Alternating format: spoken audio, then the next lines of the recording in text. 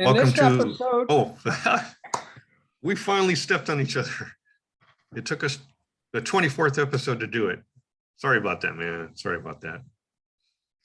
I don't know. I just feel like being a host. yeah, you should be the Okay. host. So you want to start over? Is there a way to cut that out? No, let's leave it in. Leave it in. Okay. I'm that kind of guy. This is episode 24 of Find Music. There we go. Anywhere you turn, you're going to find music if you watch our shows. Because you might remember me saying back in episode 22, Fred led us to some cover albums of Dylan songs, right? Sounds very tasty. And now he's going to go even deeper. I think I can say very safely, he's going to go deeper into Lou's Jukebox. If you don't remember what that is, Fred's going to tell you about it right now. Here we go. During the pandemic, Lucinda Williams recorded 6 albums live from a Nashville studio, and I believe most of it was streamed, but she's also put them out on CDs. In my last episode, I covered her Bob Dylan volume called Bob's Back Pages. She did 6 of these CDs. Number 5 is a Christmas album called Have Yourself a Rocking Little Christmas, which I'm not a big fan of Christmas music, but if you collect it like several of my friends do, you'll love that album. Her first volume was called Running Down a Dream. It's 13 covers of Tom Petty songs.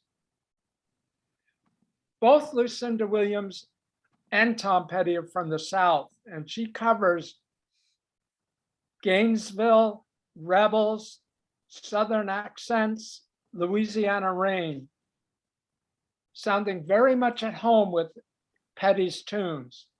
She has just the right approach. She plays with joy and plays like she's a Petty fan. And if you're a fan of Petty's or Lucinda Williams, you'll like this album. She keeps her interpretations bright and unique. Her voice shimmers with a little bit of grit and a lot of talent. She explores these songs very deeply and with care and love. Now, my only warning is you do not compare the originals to this album. Just take the album as it is, and you'll find it adding to your life, your musical pleasure. Volume 2 was Southern Soul. From Memphis to Muscle Shoals. They're classic soul songs from the 60s and 70s, recorded again with a road band live.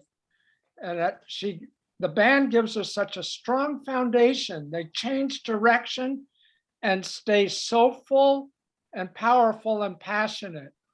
She gets into each song in her own unique fashion.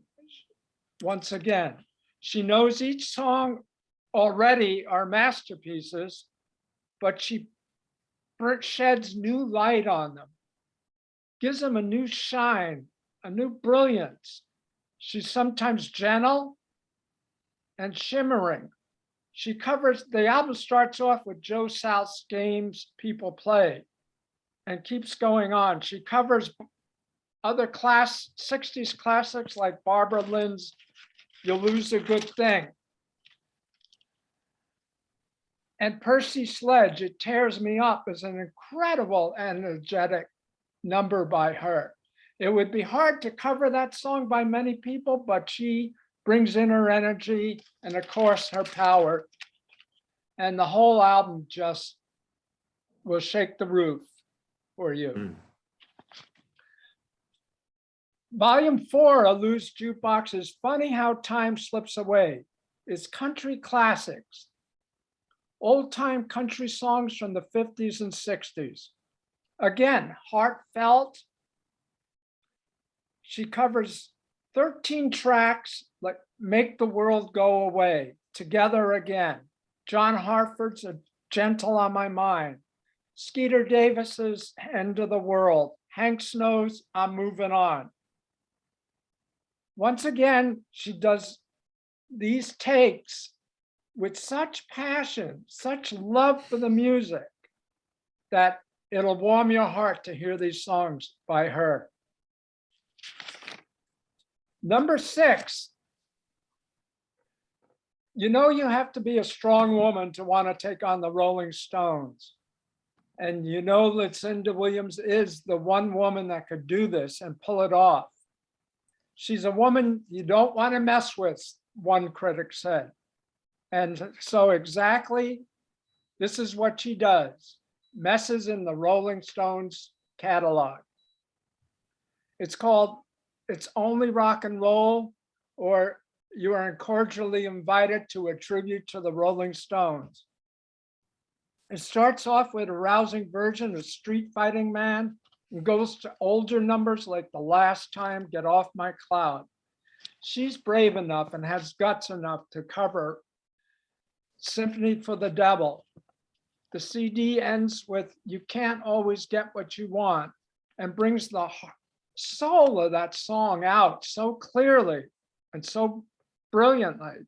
The band captures the blues elements as well as the rock and roll spirit of the Stones. The smallest details of each song is brought out and given new breath, new room to come alive. The complexities of each number is shown in all their earthiness. And Lucinda Williams gives a down-to-earth take on each number. The album is soulful, earthy, and I consider it a gem.